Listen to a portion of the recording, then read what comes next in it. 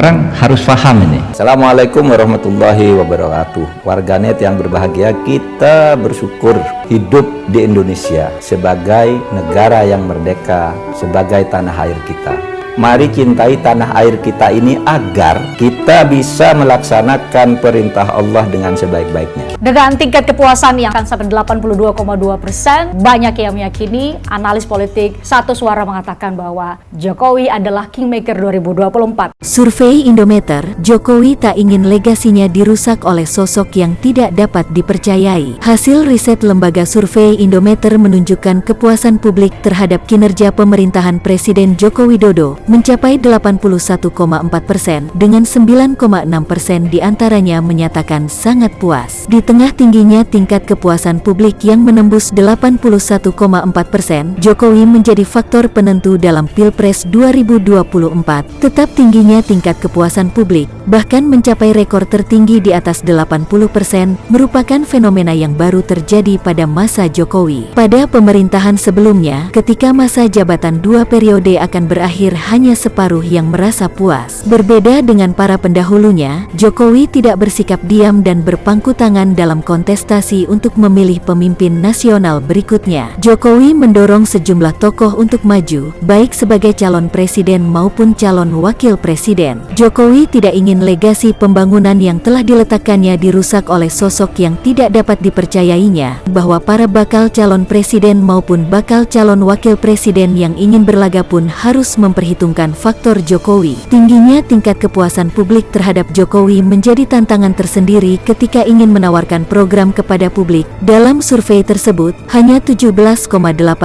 yang merasa tidak puas dengan kinerja Jokowi, dan diantaranya sebesar 1,0% yang menyatakan tidak puas sama sekali. Sisanya menjawab tidak tahu, tidak jawab sebanyak 0,8%. Survei Indometer dilakukan pada 5-10 Juni tahun 2023 terhadap 1.200 responden di seluruh provinsi di Indonesia yang dipilih secara acak bertingkat survei multi-stage random sampling. Margin of error survei sebesar kurang lebih 2,98% dan pada tingkat kepercayaan 95%. Hambatan kemajuan negara dari cendana sampai Cikeas. Pantas mereka tidak suka dengan Jokowi. Ternyata ini toh alasannya. Jokowi bertekad di periode keduanya ini ia akan memajukan sistem perekonomian negara bagaimanapun caranya. Dia mulai mengejar para perampok uang rakyat yang dulu sempat senang karena nggak diburu pemerintah. Siapa saja para pengusaha itu? Wow, banyak. Banyak juga yang sekarang jadi orang besar, bahkan punya partai segala. Ngeri kan? Karena itu Jokowi harus hati-hati dalam menagih hutang supaya tidak terjadi keributan. Jadi bayangkan ngerinya posisi Jokowi karena dia harus berhadapan dengan orang-orang yang besar dan super kaya itu. Ya, jujur saja saya sangat salut dengan keberanian Jokowi untuk mengambil alih aset negara dari cengkraman keluarga cendana. Akui saja bahwa apa yang dilakukan Jokowi itu tidak pernah bisa dilakukan oleh SBY selama 10 tahun memimpin Indonesia. Nah, pertanyaannya, kenapa SBY selama ini tidak bisa melakukan apa yang telah dilakukan oleh Jokowi dalam hal merampas atau mengambil alih aset-aset negara yang selama ini dikuasai oleh keluarga cendana? Ya, mungkin karena SBY ini tidak punya cukup nyali, ya kan? Tegas saya ingin katakan bahwasanya di rejim Jokowi ini, mereka ini benar-benar merasakan kepedihan yang sangat mendalam di rejim Jokowi ini. Dan itulah kenapa mereka terus berusaha keras menentang pemerintahan saat ini. Ingat ya, jangan makan hoaks kalau Pak Jokowi nggak peduli sama korupsi. Padahal sebaliknya, Pak Jokowi ini berani banget ngadepin orang-orang yang ngambil uang negara, yang kelasnya kelas paus, bukan kelas teri. Nah, selama 10 tahun pemerintahannya Pak SBY, sepertinya keluarga-keluarga cendana dan sebagainya yang punya utang miliaran sampai triliunan rupiah ke negara nggak tersentuh. Tapi sekarang di era Pak Jokowi, semuanya mulai dikejar buat melunasi utang. Ya, ketika membaca sejarah bangsa Indonesia, tidak lepas dari penjajahan, baik oleh Jepang, Inggris, sampai Belanda. Pertarungan demi pertarungan sudah dilewati oleh bangsa ini. Mungkin kita bisa menggambarkannya seperti pada film-film kolosal kerajaan, di mana dengan pedang terhunus peperangan itu terjadi dan memakan banyak korban. Tentu tahu senjata pada saat itu sederhana, tapi ketika melewati masa kerajaan, lalu muncullah penjajah Belanda. Senjata seperti pedang ataupun keris tidak banyak didapati, maka tak heran kalau bambu runcing menjadi simbol dan senjata perlawanan. Atau bisa juga pedang dan keris serta lainnya dikhususkan bagi orang-orang tertentu saja. Atau dengan kata lain berasal dari kerajaan, sedangkan rakyat biasa yang digambarkan dulu dengan strata rendah. Ketika kesadarannya dibangkitkan, maka kreativitas perlawanan pada penjajahan pun semakin mencuat. Apa saja yang bisa mereka gunakan,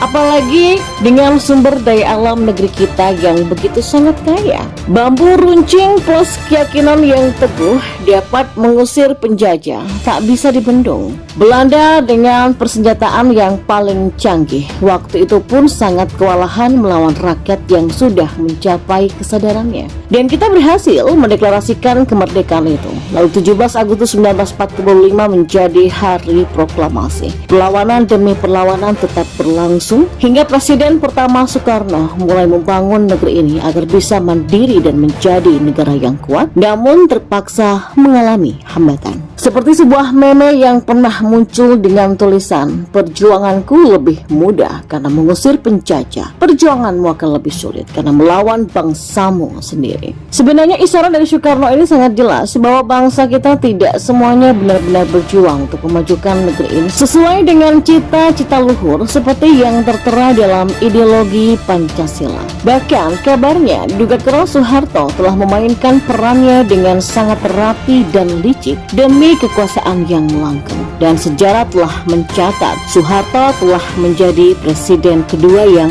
lumayan lama, 30 tahun lamanya. Selama masa itu kekuasaan ini bagaikan kekal abadi, maka mau apa saja bisa. Hingga apa yang kita dapatkan sekarang, keluarga Cendana bahkan dikabarkan tidak akan habis hartanya sampai 7 turunan. Adapun kemarin yang disita atau aset Tommy, anak kesayangan Soeharto, itu mungkin tidak seberapa baginya, tapi bagi rakyat kecil, apalagi macam saya, fantastis bro. Bukankah dulu pernah ada media yang mengulas dan menginvestigasi berapa banyak sih kekayaan keluarga Cendana yang berhasil diraupnya selama berkuasa itu? Dan di era Orde Baru ada banyak juga kasus yang misterius, termasuk kaburnya Edi Tansil yang sudah merugikan negara, yang jumlahnya juga sangat fantastis. Negara ini benar-benar dirampok deh. Kekayaan alam yang terbentang luas hanya jadi lagu-lagu dan slogan semata. Sementara nggak banyak tuh rakyat yang benar-benar diberdayakan. Hingga sampai hari ini masalah kesulitan mendapatkan pekerjaan dan penghasilan ataupun pengangguran masih saja terus dialami. Dan nampaknya kartu prakerja yang pernah dikampanyekan Jokowi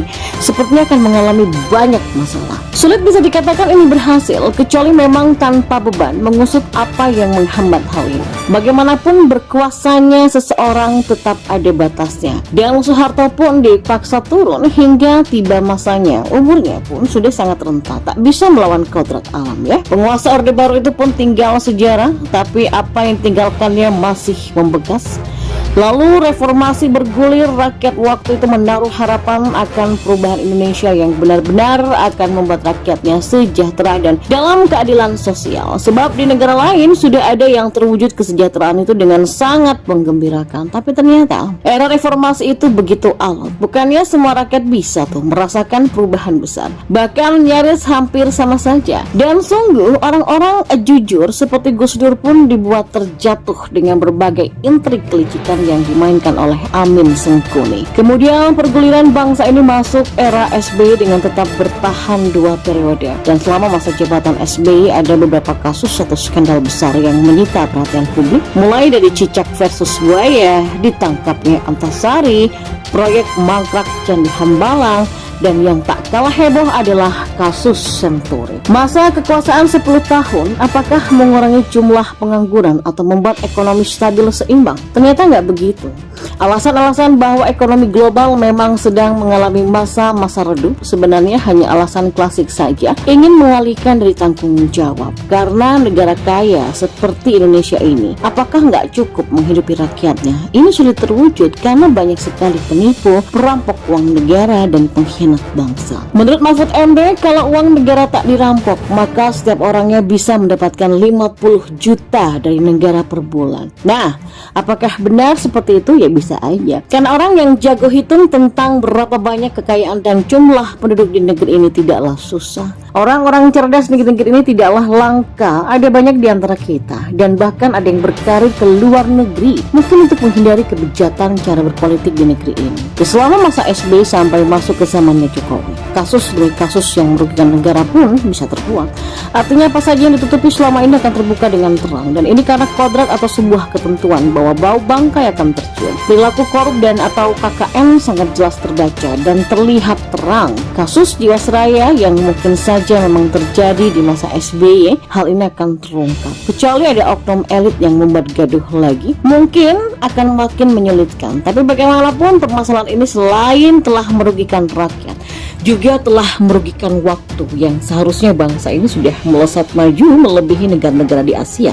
Energi bangsa ini habis dibuat sibuk oleh para setan koruptor. Ya mungkin di masa sebelumnya para mafia negara ini mengira semuanya baik-baik saja dan beres deh. Tapi karena apa yang dilakukan yang menimbulkan dampak ketidakseimbangan ekonomi, keadilan dan kesejahteraan, maka hal itu mau tidak mau akan dipaksa untuk diungkapkan. Apalagi jika era Jokowi ini benar-benar seperti apa yang dikatakannya tanpa beban, maka siapapun, baik itu dari para pembesar cendana ataupun cikeas, akan diungkap dan diproses hingga dimiskinkan kalau perlu, atau bisa jadi dipermalukan dengan semalu-malunya sambil bernyanyi membuat sebuah album. Ya, ketika membaca sejarah bangsa Indonesia tidak lepas dari penjajahan, baik oleh Jepang, Inggris sampai Belanda. Pertarungan demi pertarungan sudah dilewati oleh bangsa ini. Mungkin kita bisa menggambarkannya seperti pada film-film kolosal kerajaan, di mana dengan pedang terhunus peperangan itu terjadi dan memakan banyak korban. Tentu senjata pada saat itu sederhana, tapi ketika melewati masa kerajaan, lalu muncullah penjajah Belanda. Senjata seperti pedang ataupun keris tidak banyak didapati, maka tak heran kalau bambu runcing menjadi simbol dan senjata perlawanan. Atau bisa juga pedang dan keris serta lainnya dikhususkan bagi orang-orang tertentu saja, atau dengan kata lain berasal dari kerajaan, sedangkan rakyat biasa yang digambarkan dulu dengan strata rendah. Semoga Allah senantiasa menuntun kita di jalan yang diridhoinya. Aku qouli hadza, astaghfirullah li wa lakum. Wassalamualaikum warahmatullahi wabarakatuh. Terima kasih.